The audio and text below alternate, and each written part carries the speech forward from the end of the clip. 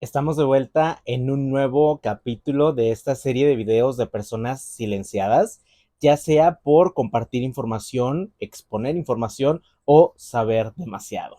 Tengo una lista de reproducción con los videos anteriores, así que si no los has visto, te invito a que los revises. En esta ocasión te hablaré de 4 casos que me estuvieron sugiriendo en los comentarios. Yo soy Jorge Santana y bienvenido a un nuevo video.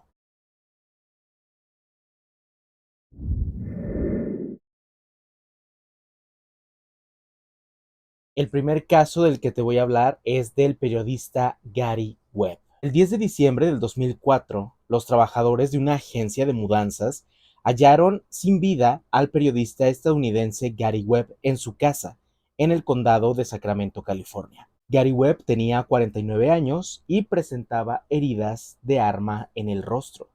Un informe inicial describió un impacto hecho por escopeta, pero otro posterior determinó que las heridas correspondían a un arma del calibre 38 y que eran dos. Los investigadores determinaron que había sido un acto realizado por él mismo, pero pues cuando esta información sale, las personas o el público que conocían a Gary Webb o que seguían su trabajo pronto lanzaron las alertas porque era prácticamente imposible que una persona hacia sí mismo 2 veces seguidas en el rostro. Este impacto venía de más lejos, por lo que la gente sospechó que se había tratado todo de un crimen. ¿Quién era Gary Webb o por qué esta muerte causó tanto impacto? Él era un reportero que atentó directamente contra la CIA tras hacer una serie de investigaciones sobre el rol que tenía Estados Unidos en la guerra entre la Contra y los sandinistas de Nicaragua y cómo se implicaba algunas sustancias que se vendían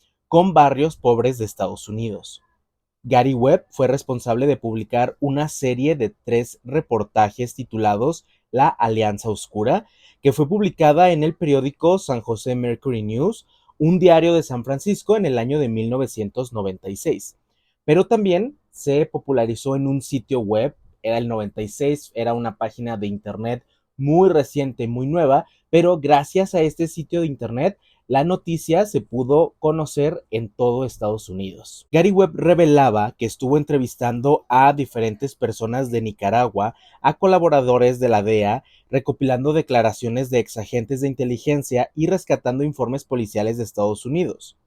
Sus investigaciones aseguraban que el incremento en el área de la Bahía de San Francisco se debía a que las ganancias de este negocio estaban destinadas a financiar al ejército de los Contras en los años 80.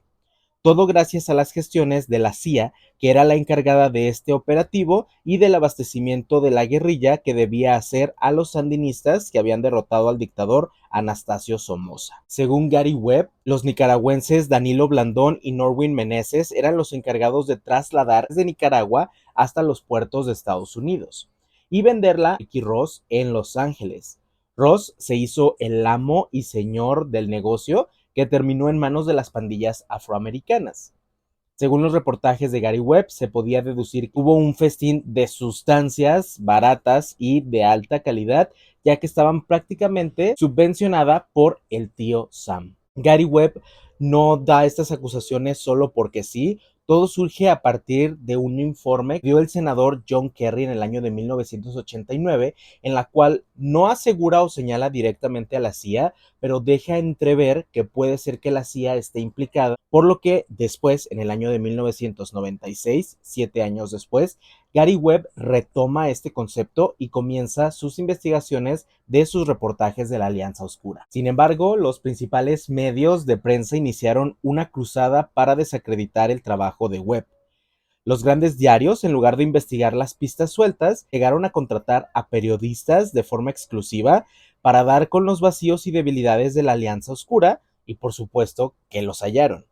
Era imposible que la investigación de un solo periodista de un diario regional pudiera abarcar un tema tan grande y complejo, por lo cual comenzaron a desacreditar con algunos cabos sueltos que Gary Webb había dejado en su investigación. Los grandes medios concluyeron que Webb había forzado la hipótesis hasta el límite e hizo algunas generalizaciones que se sostenían solo en especulaciones de terceros. Gary Webb no estuvo solo, sino que tuvo varios defensores entre políticos, activistas y periodistas que aseguraron que estaba en la ruta correcta y que con el apoyo suficiente hubiese llegado más lejos, pero ante la opinión pública su imagen quedó muy golpeada.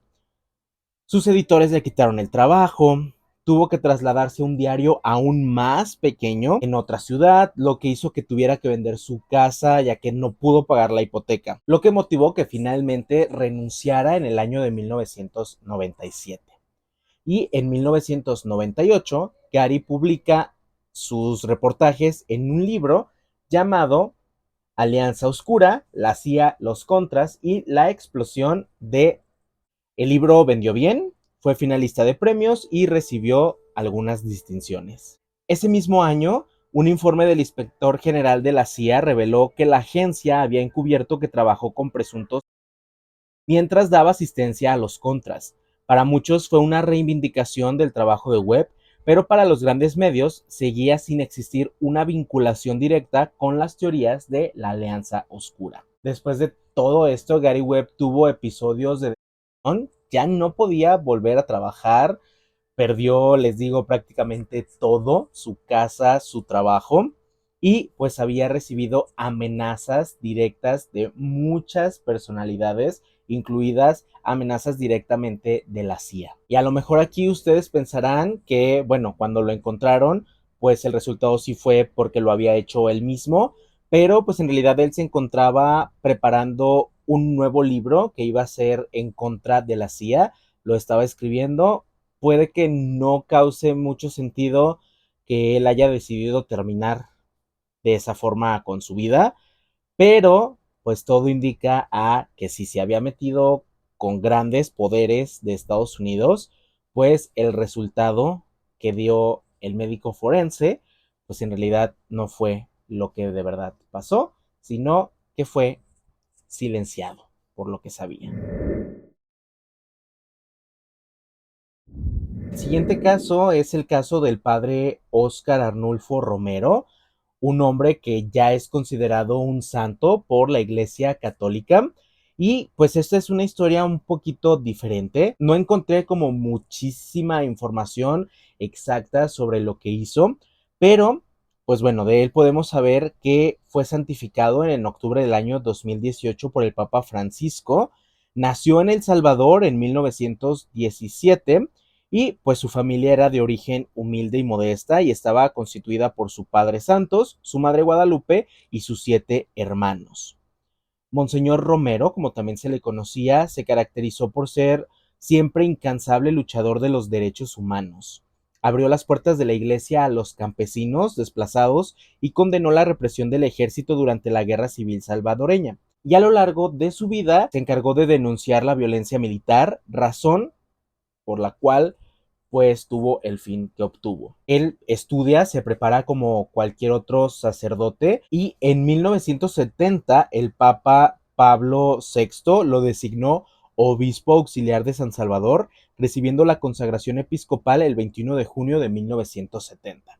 O sea, esta persona no era cualquier sacerdote, sino que tenía cierto renombre dentro de la religión católica, que incluso era reconocido por el Papa. Los primeros conflictos surgieron a raíz de su oposición a los sectores económicos del país, sector que junto a la estructura gubernamental salvadoreña alimentaba la escalada de violencia institucional. A raíz de sus reiteradas denuncias, comenzó a ser objeto de una campaña de descrédito contra su ministerio arzobispal, su oposición pastoral y su personalidad misma. A través de la prensa escrita era insultado y calumniado. Pues no se detenía a pesar de ser desacreditado o de que la gente se oponía a sus ideales, y él llegó a mencionar que el gobierno no debe tomar al sacerdote que se pronuncia por la justicia social como un político o elemento subversivo, cuando está cumpliendo su misión en la política del bien común.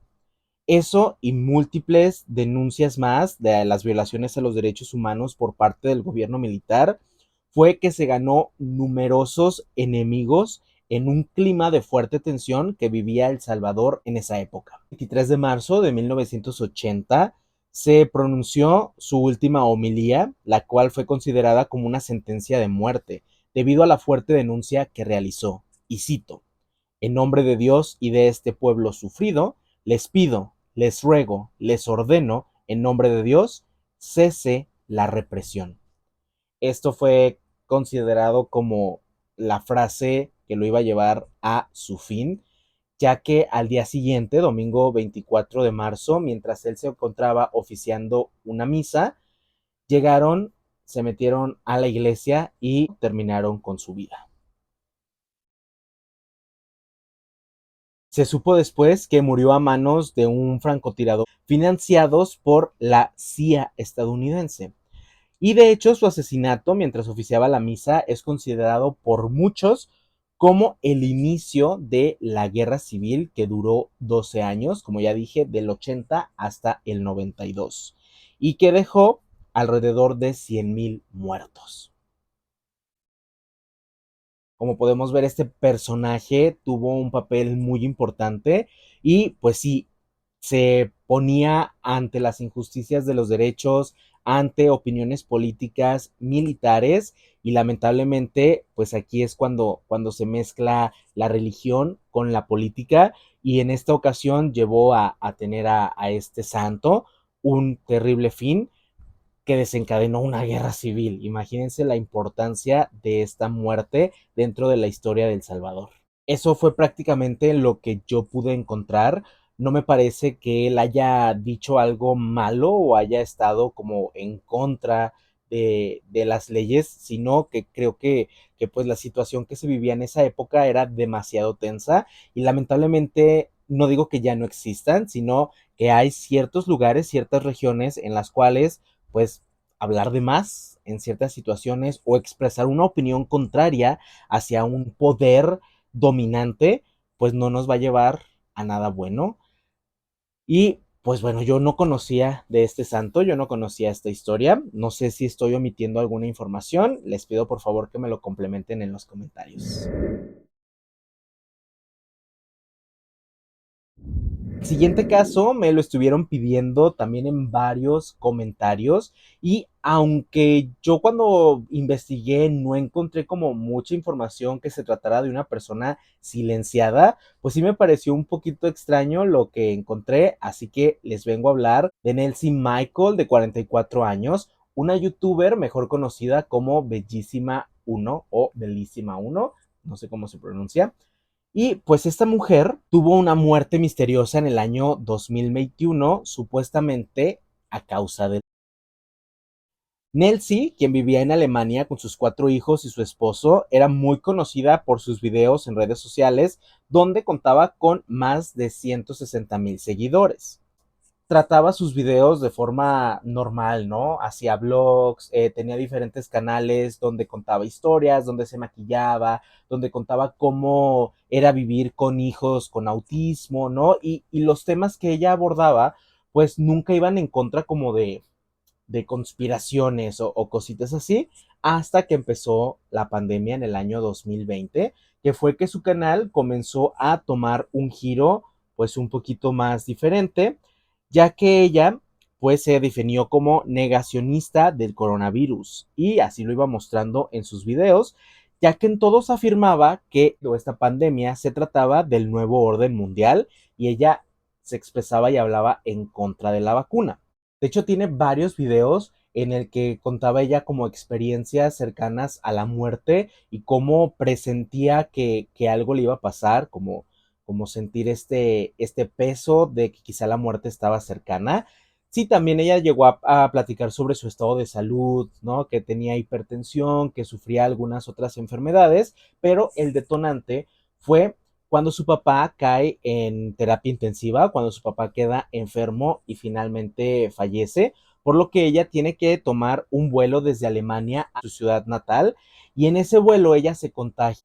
La enfermedad se intensifica, ella ya no publica videos por un tiempo y 2 semanas después de que se sabe que está en terapia intensiva, uno de sus amigos confirmó que ella había fallecido y aquí es cuando algunos de sus seguidores comienzan a sospechar que quizá no había muerto por causas de la enfermedad, sino que tal vez pues se habían encargado de silenciarla por todo lo que ella estaba diciendo en contra de este nuevo orden mundial y de las vacunas. Ella decía que no se iba a vacunar y sí existen algunos videos en el que muestra su postura sobre este tema. De ahí en más no encontré más información. De hecho, muchos medios lo trataron como que fue una muerte debido a la ignorancia, a que ella no creía en la enfermedad ni en la vacuna, por lo cual, sumado eso a sus complicaciones médicas, pues es que ella fallece finalmente después de contraer este virus en el vuelo.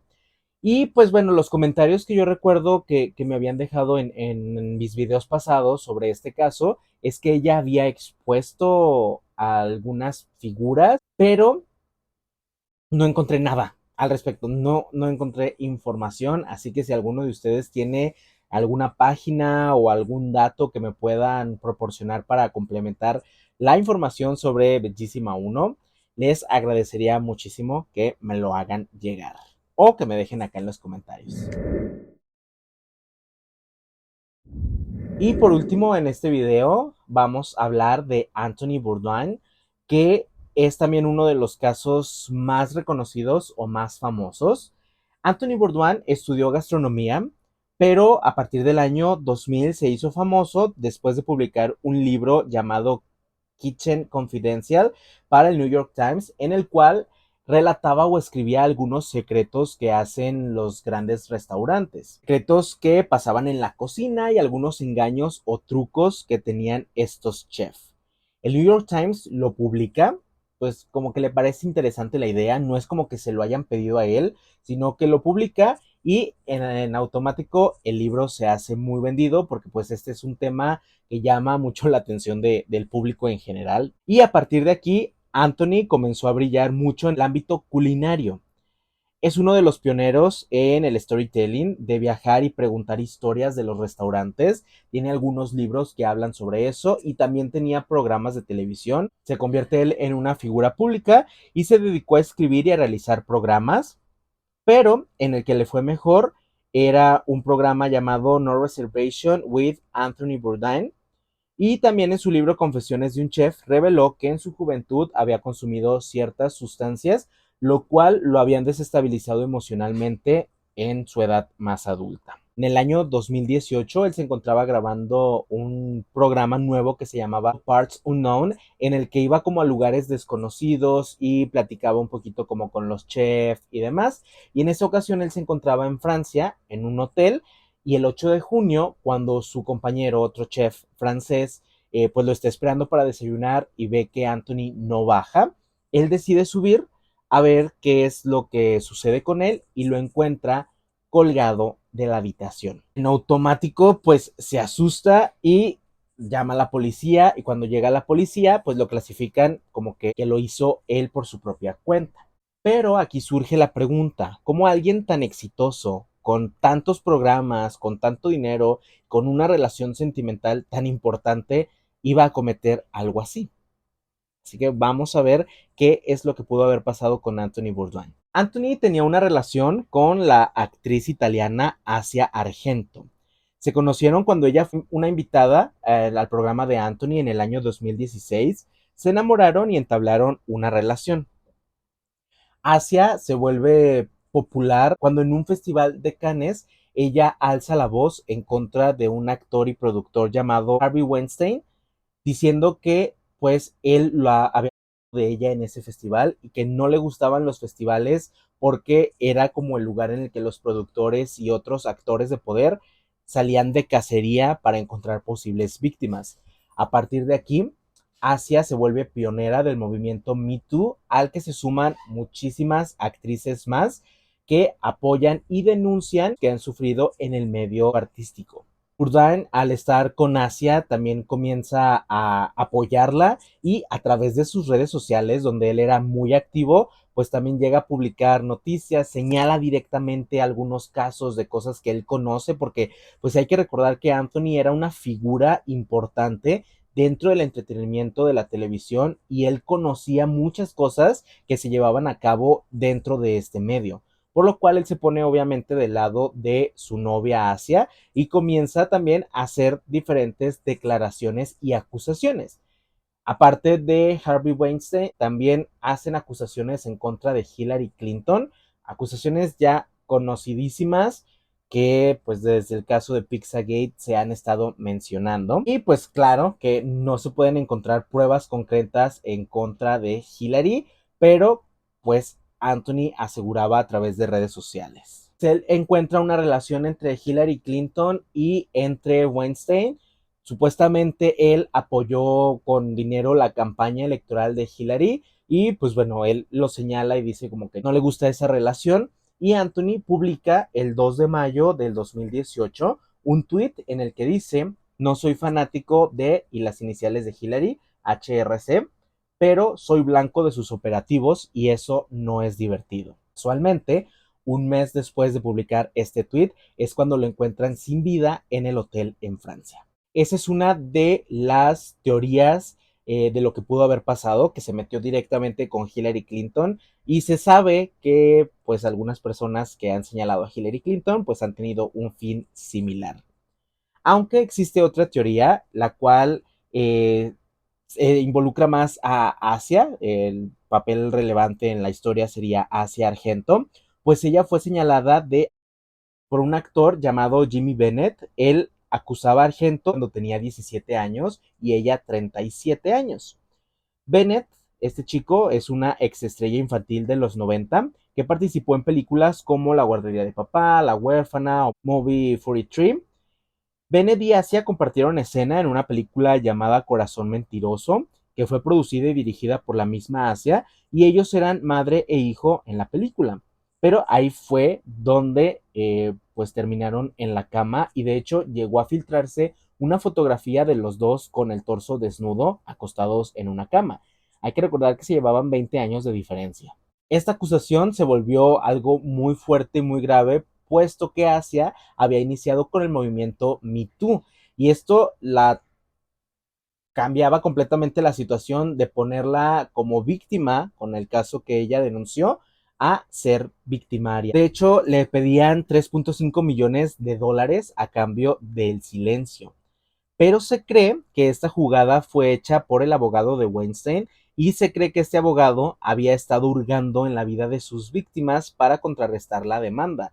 De hecho, piensan que cualquier persona que ataca directamente a Weinstein o algunas de sus víctimas a las cuales llegó a hacerles algo, las investiga para ver como de qué pie cojean y en caso de tener problemas, pues saber cómo contrarrestar el ataque.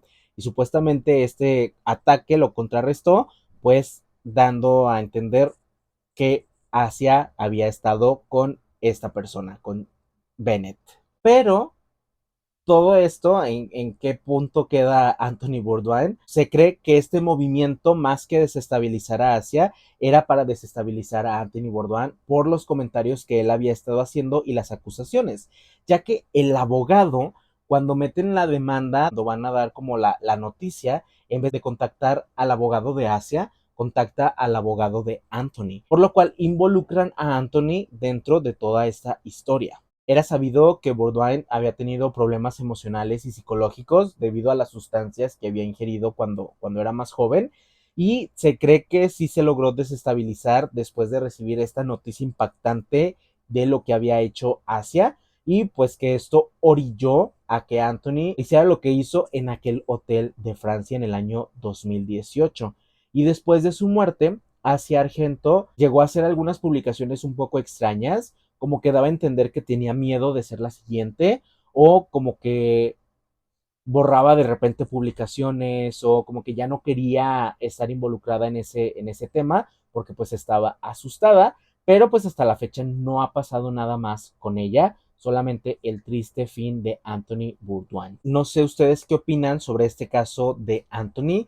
¿Creen que haya sido quizá por señalar directamente a Hillary y a Harvey Weinstein o que haya sido quizá por contrarrestar la situación con Asia Argento?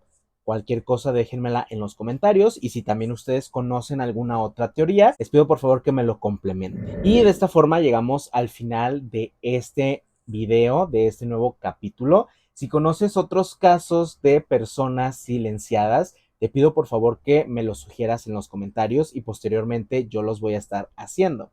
Sé que me sugieren mucho hablar de Frank Suárez o hablar del Dr. Sebi o Cancerbero, pero esos videos ya se encuentran en el canal, así que te invito a que te des una vuelta a la lista de reproducción de personas silenciadas para que no te pierdas esos videos y me dejes tu comentario.